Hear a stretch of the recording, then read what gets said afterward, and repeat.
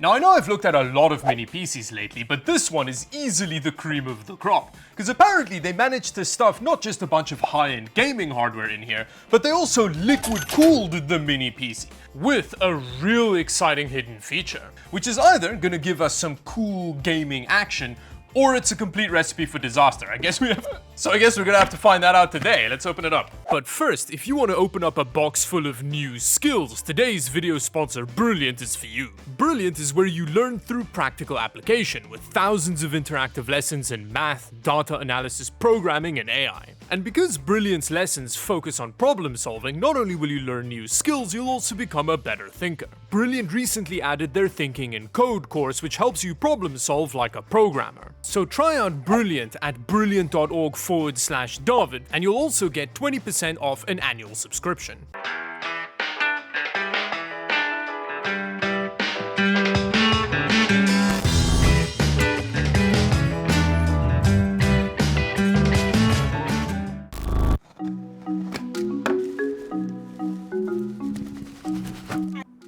Whoa, the render on the box looks even cooler than I remember the render in the email looking.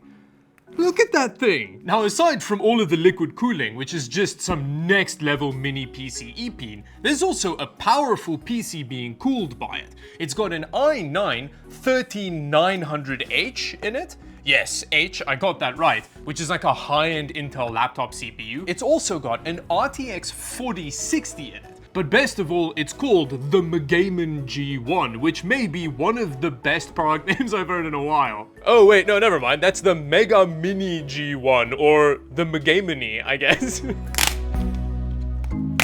No way is that right? Because you're like ruining the nice box. Oh, no, oh. I mean, there's quite a lot of damage on the top of it, but I think you can slice that and then pull it off, I hope. Wow. It is not quite as mini as I was expecting, but it makes sense. They had to make room for what looks like potentially a custom loop. So aside from an HDMI cable, which they always include with mini PCs, it's a nice touch. We get our pretty big power brick, although for like a lot of gaming performance, it could have been a lot bigger.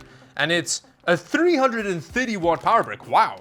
That's quite small for a 330 watt power brick. Actually, give me a second. To put it into perspective, this is what a 330 watt power brick used to look like, and now it looks like that. It's a lot smaller and a lot lighter, so that's pretty cool. But anyway, let's put this aside. I am most interested in this bit of it, which they put it in a real slippery bag, and then you slide it open like...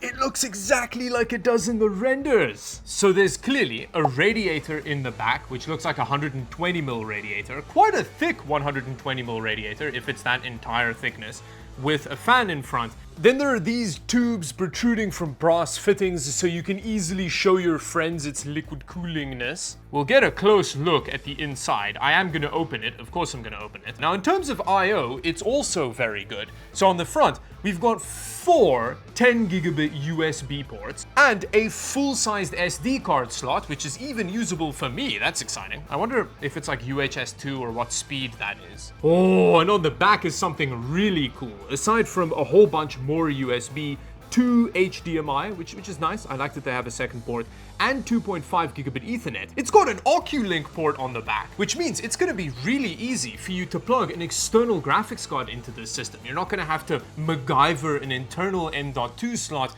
into an Oculink port. There's just one on the back of the system. This is metal, I think. I mean, it's cold, so it should be metal.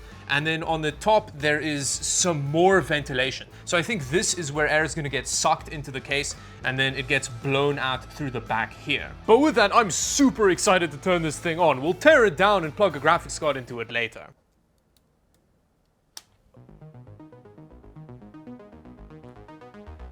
Ooh.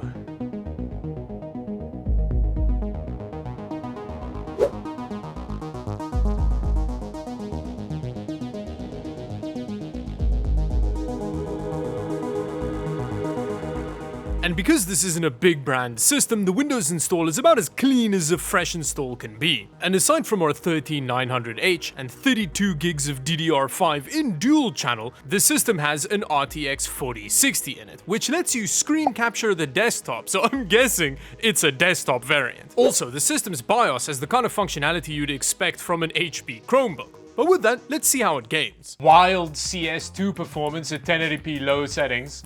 Of course, that was gonna happen. We've got an RTX 4060 in here and a powerful enough chip to power it. And the system's barely having to do anything to provide this very smooth esports experience, which means very low power draw on the components, which leads to great temperatures, and it's not particularly noisy either.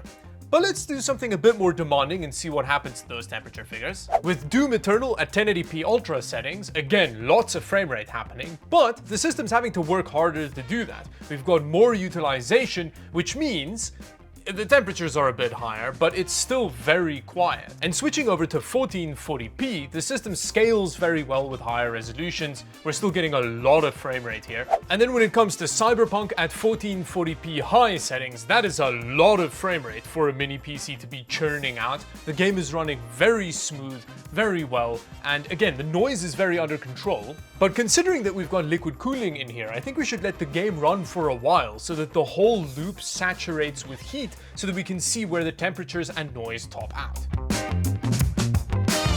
Ooh, it's taken a while, but it's getting real spicy. And you get the occasional CPU temperature jump to 100 degrees Celsius. At least it's still whisper quiet, so you can't crank the fan up.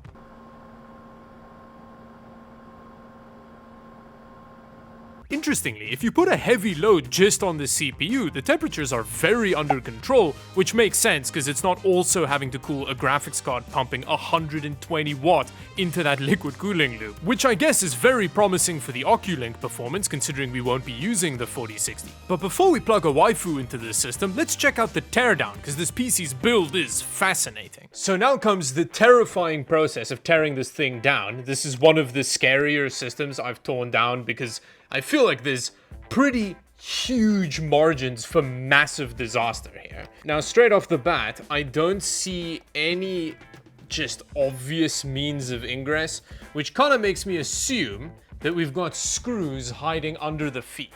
There's lots of glue. Ooh, that's not a fun foot to take off. But luckily, it does have little, like, catcher things, so I think it's replaceable. And there is our screw. Oh wow, that very much just lifts off. Wow, that's actually quite a neat way to access all of our storage. There's an additional M.2 slot, which is a little bit shorter than average, but I'm sure she won't mind. And then next to that, under our 2TB M.2 drive hides the Wi-Fi card. And then on the other side of that is our upgradable dual-channel DDR5. Okay, now we need to figure out how to get deeper. Not sure how to continue, I just started undoing every screw I could find. Oh, that kind of wing just pops off. And there's a whole bunch of ribbon cables under that. And then on this side, we've got more fan headers and stuff. And these ribbon cables say that they're for the motherboard. So that makes me think that this isn't the main board. This is just where all the storage and stuff is attached to. And then the graphics card and the CPU is on that PCB we see underneath. Which meant I had to get back to screwing and undoing ribbon cables. And the further I got in the process, the more clear it became that I was gonna have a real tough time reassembling this thing. Is there? Oh, sneaky little screws hiding under the RAM slots. There we go. Oh, we've also got the Wi-Fi antenna. Oh, there's just a CPU under there. And after struggling to remove the Wi-Fi antenna, we could have a closer look. So the bottom of that PCB, which we just removed in a process which 100% didn't involve pants soiling, this is just a CPU, look at that. So this is the 13900H. And it's a pretty powerful laptop chip, and you can tell that it's a laptop chip because it's a very weird shape. Under the thermal pad is a whole bunch of power delivery for said CPU. So this is one of the two motherboards, but there is another one that has our RTX 4060 on it.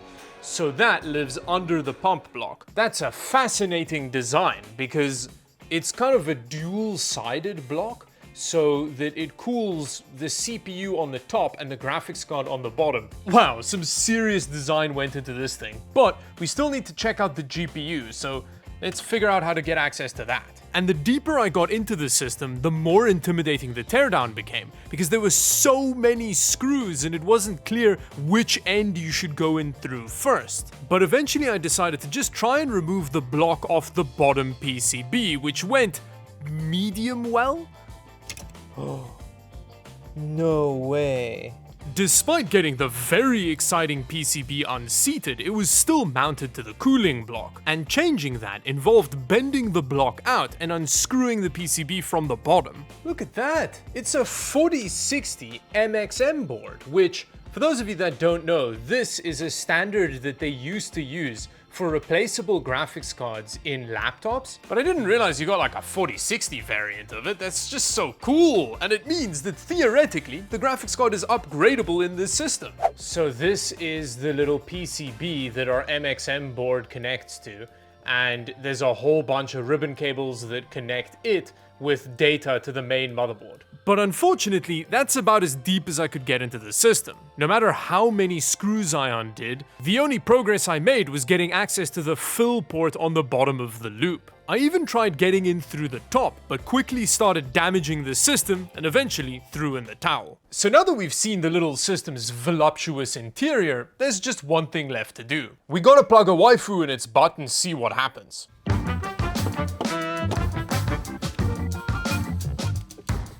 And just like that, we've got a waifu RX 7800 XT plugged into the back of our little water-cooled mini PC. That's a really cool port. I'm super excited about that.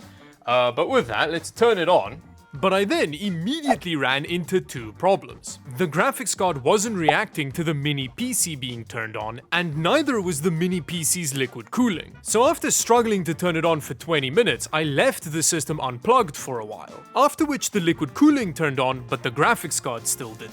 Hey, it randomly works again now. But that was just an ID10T issue, because there was a tiny dip switch on the Oculink PCB that was turned off for some reason. And when I turned that on, everything was working. Oh, okay, it's finally working. Very good. So now we get to see how much more performance we get from our RX 7800 XT. And just like that, we've got some more gaming performance. This is at 1440p, and we've gone from averaging about 70-ish to averaging about 100-ish. And when dropping down to 1080p, that performance change kinda tracks. Now, as predicted before, our CPU temperatures are way better because the loop isn't having to cool the graphics card anymore, so that's a nice improvement. Interestingly, with Doom Eternal, there wasn't that much of a performance gain because I was starting to run into a CPU bottleneck. Apparently, the little system doesn't like throwing out hundreds and hundreds of frames. So the Mctenthiddy G1 is a fascinating little system with a lot of engineering behind it, but it does have a couple of quirks. Ow.